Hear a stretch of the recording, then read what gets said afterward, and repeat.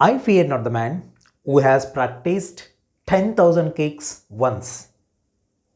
I fear the man who has practiced one kick 10,000 times. These are the words of Bruce Lee.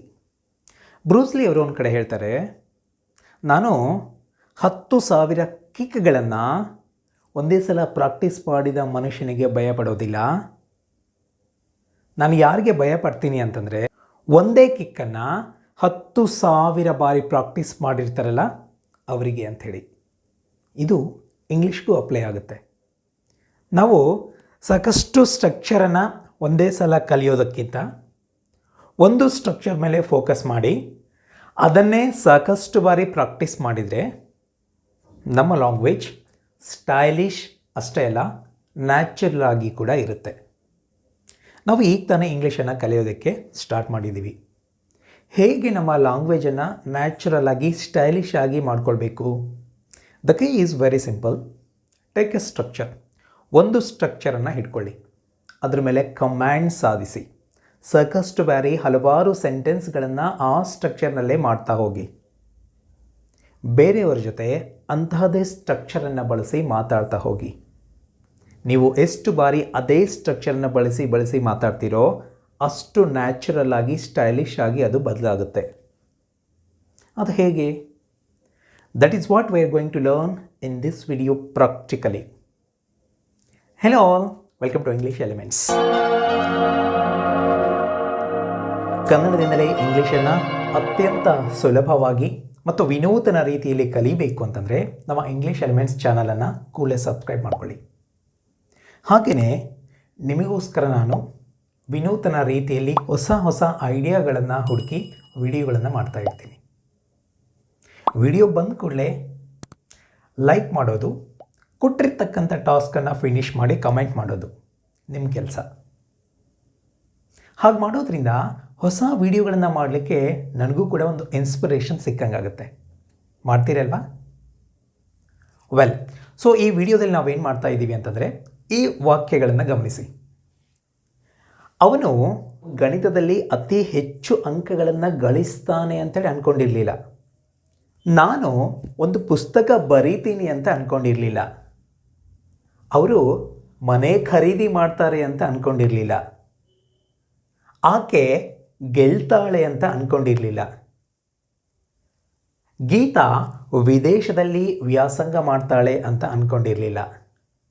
ನಾನು ಸರಾಗವಾಗಿ ಇಂಗ್ಲೀಷ್ನಲ್ಲಿ ಮಾತಾಡ್ತೀನಿ ಅಂತ ಅಂದ್ಕೊಂಡಿರಲಿಲ್ಲ. ಸಂದರ್ಭ ಅರ್ಥ ಆಯ್ತಲ್ವಾ?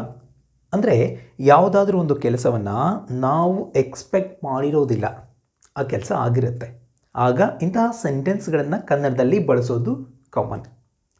ಇಂತಹದ್ದೇ ಸೆಂಟೆನ್ಸ್ಗಳನ್ನು ಇಂಗ್ಲೀಷ್ನಲ್ಲಿ ಹೇಳೋದು ಹೇಗೆ? That's very simple. ಫೋಕಸ್ ಮಾಡಿ, ನಾನು ಸೆಂಟೆನ್ಸ್ ಹೇಳಿದ ಮೇಲೆ ರಿಪೀಟ್ ಮಾಡಿ. That's your job. ಇದಕ್ಕಾಗಿ ಬಳಸ್ತಕ್ಕಂಥ structure subject never thought subject would V1. V1 ಅಂದರೆ ವರ್ಬ್ನ ಮೊದಲನೇ ರೂಪ. ಒಂದೊಂದೇ ಸೆಂಟೆನ್ಸನ್ನು ನಾನು ಇಂಗ್ಲೀಷ್ನಲ್ಲಿ ಎಕ್ಸ್ಪ್ರೆಸ್ ಮಾಡ್ತಾ ಹೋಗ್ತೇನೆ. ನೀವು ಗಮನಿಸಿ, ಆ ಸ್ಟ್ರಕ್ಚರನ್ನು ಹಿಡ್ಕೊಳ್ಳಿ, ರಿಪೀಟ್ ಮಾಡ್ತಾ ಹೋಗಿ. ಗಣಿತದಲ್ಲಿ ಅವನು ಅತಿ ಹೆಚ್ಚು ಅಂಕಗಳನ್ನು ಗಳಿಸ್ತಾನೆ ಅಂತ ಅಂದ್ಕೊಂಡಿರಲಿಲ್ಲ. ಸಬ್ಜೆಕ್ಟ್ ಅಂದರೆ ಏನು? ತಲೆ ಕೆಡಿಸ್ಕೊಳ್ಳೋದು ಬೇಡ. ಇಲ್ಲಿ ಅವನು, ಯಾರು ಅವನು? ಅವನು ಈಸ್ ಅ ಸಬ್ಜೆಕ್ಟ್. ಅಂದ್ಕೊಂಡಿರಲಿಲ್ಲ ಏನಂತ? ಗಣಿತದಲ್ಲಿ ಅತಿ ಹೆಚ್ಚು ಅಂಕಗಳನ್ನು ತೆಗೆದುಕೊಳ್ತಾನೆ ಅಂತ ಅವನು ಅಂದ್ಕೊಂಡಿರಲಿಲ್ಲ. ಇಂಗ್ಲೀಷ್ನಲ್ಲಿ ಯಾವ ಥರ ಹೇಳಬೇಕು? ಹಿ ನೆವರ್ ಥಾಟ್. ಸೆಂಟೆನ್ಸ್ ಯಾವುದರಿಂದ ಸ್ಟಾರ್ಟ್ ಆಗಬೇಕು? ಹಿ ನೆವರ್ ಥಾಟ್. ಇಲ್ಲಿ ಹೀಯನ್ನು ಯಾಕೆ ಬಳಸಿದ್ದೀವಿ? ಅವನು ಸಬ್ಜೆಕ್ಟ್ ಆದ್ದರಿಂದ. ಹಿ ನೆವರ್ ಥಾಟ್ ಮತ್ತೆ ಸಬ್ಜೆಕ್ಟ್ ಬಂತು. ಮೊದಲೇ ಯಾವುದಂತ ಹೇಳಿದ್ವಿ? ಹಿ ಅಂತ ಹೇಳಿದ್ವಲ್ವ? ಸೇಮ್ ಹೀಯನ್ನು ಇಲ್ಲಿ ಬಳಸಿ. He never thought he would score high in maths. He never thought he would score high in maths. ಅಷ್ಟೇ. Repeat. He never thought he would score high in maths. Confuse ಆಗೋದು ಬೇಡ. ಸ್ಟ್ರಕ್ಚರಲ್ಲಿ 2 ಪಾರ್ಟ್ಸ್ ಇದ್ದಾವೆ. ನಾನು ನಿಮಗೆ ಈಸಿಯಾಗಿ ಅರ್ಥ ಮಾಡಿಸ್ಲಿಕ್ಕೆ ಒಂದು ಪಾರ್ಟನ್ನಷ್ಟೇ ಫಸ್ಟ್ ಎಕ್ಸ್ಪ್ಲೈನ್ ಮಾಡ್ತಾಯಿದ್ದೀನಿ. ಫೋಕಸ್. ಸೆಕೆಂಡ್ ಒನ್, ನಾನು ಪುಸ್ತಕ ಬರಿತೀನಿ ಅಂತ ಅಂದ್ಕೊಂಡಿರಲಿಲ್ಲ. ಇಲ್ಲಿ ಸಬ್ಜೆಕ್ಟ್ ಯಾರು? ನಾನು ಅಲ್ವಾ? I never thought I would write a book. ಇಲ್ಲಿ ವರ್ಬ್ ಯಾವುದು? V1 ರೈಟ್ ಅಂತಕ್ಕಂಥದ್ದು, ರೈಟ್. ಸಬ್ಜೆಕ್ಟ್ ನಾನು. I never thought I would write a book. ಅಷ್ಟೇ. ಅವರು ಮನೆ ಖರೀದಿ ಮಾಡ್ತಾರೆ ಅಂತ ಅಂದ್ಕೊಂಡಿರಲಿಲ್ಲ. They never thought they would buy a house. They would never thought they would buy a house. ನೀವು ನೆಕ್ಸ್ಟ್ ಸೆಂಟೆನ್ಸನ್ನು ಟ್ರೈ ಮಾಡಿ. ಆಕೆ ಗೆಲ್ತಾಳೆ ಅಂತ ಅಂದ್ಕೊಂಡಿರಲಿಲ್ಲ. Come on. Excellent. She never thought she would win.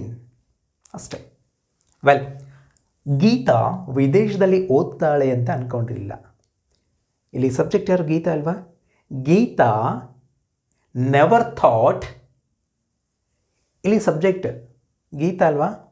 ಆಗಲೇ ಗೀತಾ ಅಂತ ಹೇಳಿದ್ದೀವಿ, ಮತ್ತೆ ಗೀತಾ ಅಂತ ಬಳಸಬಾರ್ದು, ಬದಲಿಗೆ ಶಿ ಅಂತ ಬಳಸಬೇಕು. ಇದನ್ನೇ ಪ್ರೊನೌನ್ ಅಂತ ಕರಿತೀವಿ. Geeta never thought she would study abroad. ಅಷ್ಟೇ. ಈಗ ಮತ್ತಷ್ಟು ಎಕ್ಸಾಂಪಲ್ಸನ್ನು ನೋಡಿ. ಅವನು ಬರ್ತಾನೆ ಅಂತ ನಾನು ಅಂದ್ಕೊಂಡೇ ಇರಲಿಲ್ಲ. I never thought he would come. ಅವಳು ಹಾಡ್ತಾಳೆ ಅಂತ ನಾನು ಅಂದ್ಕೊಂಡಿರಲಿಲ್ಲ. I never thought she would sing. ವುಡ್ಡನ್ನು ಬಳಸಬೇಕು, V1 ಅನ್ನು ಬಳಸಬೇಕು. ಯಾವುದೇ ಸಬ್ಜೆಕ್ಟ್ ಇರಲಿ, ಸೇಮ್ ಸ್ಟ್ರಕ್ಚರ್. ಅವರು ಮೋಸ ಮಾಡ್ತಾರೆ ಅಂತ ನಾವು ಅಂದ್ಕೊಂಡಿರಲಿಲ್ಲ. We never thought they would cheat us. Comment ಬಂತಲ್ವಾ? ಈ ಸ್ಟ್ರಕ್ಚರ್ ಕ್ಲಿಯರ್ ಆಯ್ತಲ್ವಾ? So this called getting command. ಸಾಕಷ್ಟು ಸೆಂಟೆನ್ಸ್ಗಳನ್ನು ಹೀಗೆ ಮಾಡ್ತಾ ಹೋದರೆ ಆ ಸ್ಟ್ರಕ್ಚರ್ನ ಯಾವ ಥರ ಬಳಸಬೇಕು ಅನ್ನೋ ಕಮ್ಯಾಂಡ್ ಬರುತ್ತೆ. ಈಗ ಇದನ್ನ ಸ್ವಲ್ಪ ಎಕ್ಸ್ಟೆಂಡ್ ಮಾಡೋಣ. ಈ ಸೆಂಟೆನ್ಸ್ಗಳನ್ನು ಗಮನಿಸಿ. ಅತಿ ಹೆಚ್ಚು ಅಂಕ ಗಳಿಸೋದನ್ನು ಬಿಟ್ಬಿಡಿ, ಗಣಿತದಲ್ಲಿ ಅವನು ಉತ್ತೀರ್ಣನಾಗ್ತಾನೆ ಅಂತ ಅಂದ್ಕೊಂಡಿರಲಿಲ್ಲ. ಸಂದರ್ಭ ಗಮನಿಸಿ.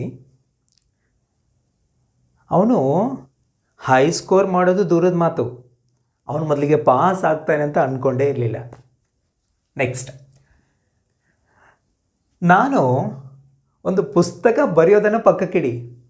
ಪುಸ್ತಕ ಬರೆಯೋದು ದೂರದ ಮಾತು, ಒಂದು ಲೇಖನ ಬರಿತೀನಿ ಅಂತ ಅಂದ್ಕೊಂಡೇ ಇರಲಿಲ್ಲ. ಸಂದರ್ಭ ಅರ್ಥ ಆಗ್ತಿದೆ ಅಲ್ವಾ? ಮನೆ ಖರೀದಿ ಮಾಡೋದನ್ನು ಬಿಟ್ಬಿಡಿ, ಹಣ ಉಳಿಸ್ತಾರೆ ಅಂತ ಅವರು ಅಂದ್ಕೊಂಡೇ ಇರಲಿಲ್ಲ. ಗೆಲ್ಲೋದನ್ನು ಬಿಟ್ಬಿಡಿ, ಗೆಲ್ಲೋದು ದೂರದ ಮಾತು, ಅರ್ಹಳಾಗ್ತಾಳೆ, ಕ್ವಾಲಿಫೈ ಆಗ್ತಾಳೆ ಅಂತ ಆಕೆ ಅಂದ್ಕೊಂಡೇ ಇರಲಿಲ್ಲ. ವಿದೇಶದಲ್ಲಿ ಓದೋದನ್ನು ಬಿಟ್ಬಿಡಿ, ಅದು ದೂರದ ಮಾತು, ಅದು ಪಕ್ಕಕ್ಕಿಡಿ. ಪರೀಕ್ಷೆಯಲ್ಲಿ ಉತ್ತೀರ್ಣಳಾಗ್ತಾಳೆ, ಜಸ್ಟ್ ಪಾಸ್ ಆಗ್ತಾಳೆ ಅಂತ ಗೀತಾ ಅಂದುಕೊಂಡೇ ಇರಲಿಲ್ಲ. ಆದರೆ ಗೀತಾ ಏನಾಗಿದ್ದಾಳೆ? ಪರೀಕ್ಷೆಯಲ್ಲಿ ಪಾಸ್ ಆಗೋದಷ್ಟೇ ಅಲ್ಲ, ವಿದೇಶದಲ್ಲಿ ಓದ್ತಾ ಇದ್ದಾಳೆ. Got it? ವೆಲ್, ಸರಾಗವಾಗಿ ಮಾತಾಡೋದನ್ನು ಬಿಟ್ಬಿಡಿ, ನಾನು ಬೇಸಿಕ್ ಇಂಗ್ಲೀಷ್ ಕಲಿತೀನಿ ಅಂತ ಅಂದ್ಕೊಂಡಿರಲಿಲ್ಲ. ಫ್ಲೂಯೆಂಟಾಗಿ ಮಾತಾಡೋದು ದೂರದ ಮಾತು, ಒಂದು ಪಕ್ಕಕ್ಕಿಡಿ, ದೂರದ ಮಾತದು. ಫಸ್ಟ್ ಬೇಸಿಕ್ ಇಂಗ್ಲೀಷ್ ಬರಬೇಕಲ್ವಾ, ಅದನ್ನು ಕಲಿತೀನಿ ಅಂತ ನಾನು ಅಂದ್ಕೊಂಡಿರಲಿಲ್ಲ. ಆದರೆ ಇವತ್ತಿನ ದಿನ ಬೇಸಿಕ್ ಇಂಗ್ಲೀಷ್ ಕಲಿಯೋದಷ್ಟೇ ಅಲ್ಲ, ಇಂಗ್ಲೀಷ್ನಲ್ಲಿ ಸರಾಗವಾಗಿ ಮಾತಾಡ್ತಾ ಇದ್ದೀನಿ. ಸಂದರ್ಭಗಳು ಅರ್ಥ ಆಗ್ತಿದೆ ಅಲ್ವಾ? ಸೊ ಇಂತಹ ಸೆಂಟೆನ್ಸ್ಗಳನ್ನು ಸ್ವಲ್ಪ ಲೆಂತಿ ಆಗಿದ್ದಾವೆ, ಇವುಗಳನ್ನು ಹೇಳೋದು ಹೇಗೆ? ಈಗಾಗಲೇ ಫಸ್ಟ್ ಪಾರ್ಟನ್ನು ನೀವು ಕಂಪ್ಲೀಟ್ ಮಾಡಿದ್ದೀರಿ. ಈಗ ಅದಕ್ಕೆ ಎಕ್ಸ್ಟೆಂಡೆಡ್ ಆಗಿ ಈ ಸ್ಟ್ರಕ್ಚರನ್ನು ಬಳಸಿದರೆ ಸಾಕು. ಫೋರ್ಗೆಟ್ ಅಬೌಟ್ ಅದನ್ನ ಪಕ್ಕಕ್ಕಿಡಿ, ದೂರದಲ್ಲಿ ದೂರ ಇಡಿ, ಅದು ದೂರದ ಮಾತು ಅಂತ ಹೇಳುವ ಸಂದರ್ಭ. ಫೋರ್ಗೆಟ್ ಅಬೌಟ್ ಇಲ್ಲಿ V4 ಅನ್ನು ಬಳಸಬೇಕು. V4 ಅಂದರೆ ಏನು? ING ಇರ್ತಕ್ಕಂತಹ ವರ್ಬ್ನ form. Seeing, watching, winning, learning, ING ಇರ್ತಕ್ಕಂತಹ ವರ್ಬ್ನ ರೂಪ. Well, next, subject never thought, subject would even ಅಂತಕ್ಕಂಥ ಪದವನ್ನು ಬಳಸ್ತೀವಿ. ಅಂದರೆ ಅದೂ ಕೂಡ ಅಂತಕ್ಕಂತಹ ಸಂದರ್ಭ. ಈವೆನ್ ಪ್ಲಸ್ V1 ವರ್ಬ್ನ ಮೊದಲನೇ ರೂಪ. ವೆಲ್, ಸೊ ಈಗ V4 ಮತ್ತು V1 ಇದ್ದರೆ ಸಾಕು, ಸೆಂಟೆನ್ಸನ್ನು ಈಸಿಯಾಗಿ ಮಾಡ್ಬೋದು. ಇಲ್ಲಿ ನೋಡಿ, ಅತಿ ಹೆಚ್ಚು ಅಂಕಗಳನ್ನು ಗಳಿಸುವುದು, ಸ್ಕೋರಿಂಗ್ ಅಂತಕ್ಕಂಥದ್ದು V4. ಇಲ್ಲಿ ಉತ್ತೀರ್ಣನಾಗೋದು ಪಾಸ್, ಸ್ಕೋರಿಂಗ್ ಮತ್ತು ಇಲ್ಲಿ ಪಾಸ್. ಈ ಸೆಂಟೆನ್ಸನ್ನು ಯಾವ ಥರ ಹೇಳ್ತೀವಿ ನೋಡಿ. ಅತಿ ಹೆಚ್ಚು ಅಂಕ ಗಳಿಸೋದನ್ನು ಬಿಟ್ಬಿಡಿ, ಗಣಿತದಲ್ಲಿ ಉತ್ತೀರ್ಣನಾಗ್ತಾನೆ ಅಂತ ಅಂದ್ಕೊಂಡಿರಲಿಲ್ಲ. ಯಾವ ಥರ ಹೇಳ್ಬೇಕು ನೋಡಿ. Forget about scoring high, forget about scoring high, ಇಲ್ಲಿ ಸಬ್ಜೆಕ್ಟ್ ಯಾರು? ಹಿ ಅಲ್ವಾ? ಹಿ never thought he wood even pass in maths. I repeat, ನಾನು ಹೇಳಿದ ಮೇಲೆ ನೀವು ರಿಪೀಟ್ ಮಾಡಿ. Forget about scoring high, he never thought he wood even pass in maths. ಅಷ್ಟೇ. Second ಸೆಂಟೆನ್ಸನ್ನು ನೋಡಿ. ಪುಸ್ತಕ ಬರೆಯೋದು ದೂರದ ಮಾತು. ನಾನೊಂದು ಲೇಖನ ಬರೀತೀನಿ ಅಂತ ಅಂದ್ಕೊಂಡೇ ಇರಲಿಲ್ಲ, ಆದರೆ ಇವತ್ತು ಪುಸ್ತಕ ಬರೆದಿದ್ದೀನಿ. Right? Forget about writing. We for writing. Forget about writing a book. ಇಲ್ಲಿ ಸಬ್ಜೆಕ್ಟ್ ಯಾರು? ನಾನು ಅಲ್ವಾ?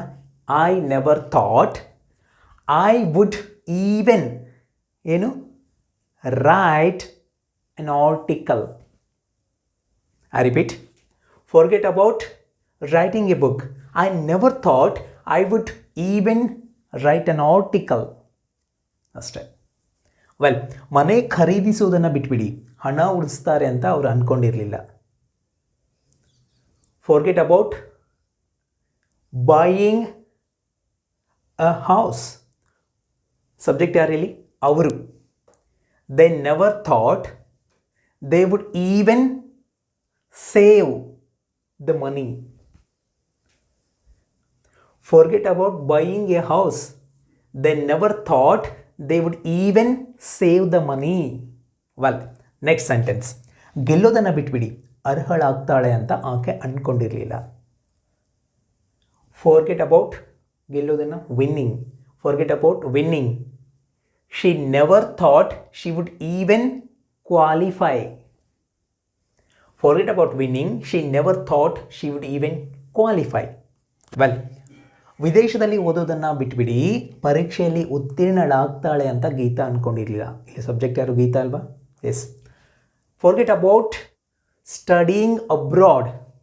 Forget about studying abroad. She never thought she would even pass in the exams.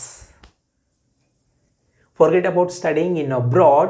She never thought she would even pass in exams. Well, ಸರಾಗವಾಗಿ ಮಾತನಾಡೋದನ್ನು ಬಿಟ್ಬಿಡಿ, ನಾನು basic English ಕಲಿತೀನಿ ಅಂತ ಅಂದ್ಕೊಂಡಿರಲಿಲ್ಲ. Now it's your turn. ಈ ಸೆಂಟೆನ್ಸನ್ನು ಇಂಗ್ಲೀಷ್ನಲ್ಲಿ ಕಮೆಂಟ್ ಮಾಡಿ. ತಪ್ಪಾದರೂ ಪರವಾಗಿಲ್ಲ, ಟ್ರೈ ಮಾಡಿ. ನಾವು ಸ್ಕ್ರೀನ್ಶಾಟ್ ತೊಗೊಳ್ಬೇಡಿ. ಸ್ಕ್ರೀನ್ಶಾಟ್ ನೀವು ತೊಗೊಂಡ್ರೆ ಅವು ಹಾಗೇ ಇರ್ತವೆ, ಗ್ಯಾಲರಿಲಿ ಅಷ್ಟೇ. ಬದಲಾಗಿ ವಿಡಿಯೋನ ಪಾಸ್ ಮಾಡಿ ಎಲ್ಲವನ್ನು ನೋಟ್ ಮಾಡಿ ಇಟ್ಕೊಳ್ಳಿ. Take the structure, translate all the sentences into English. ಇದೇ ಸ್ಟ್ರಕ್ಚರ್ನ ಬಳಸಿ ಇನ್ನೂ 5 ಸೆಂಟೆನ್ಸನ್ನು ಮಾಡಿ. ಸೆಂಟೆನ್ಸ್ ಮಾಡೋದು ದೂರದ ಮಾತು. ನನಗೆ ಈ ಸ್ಟ್ರಕ್ಚರ್ ಅರ್ಥ ಆಗುತ್ತೆ ಅಂತ ನಾನು ಅಂದ್ಕೊಂಡೇ ಇರಲಿಲ್ಲ.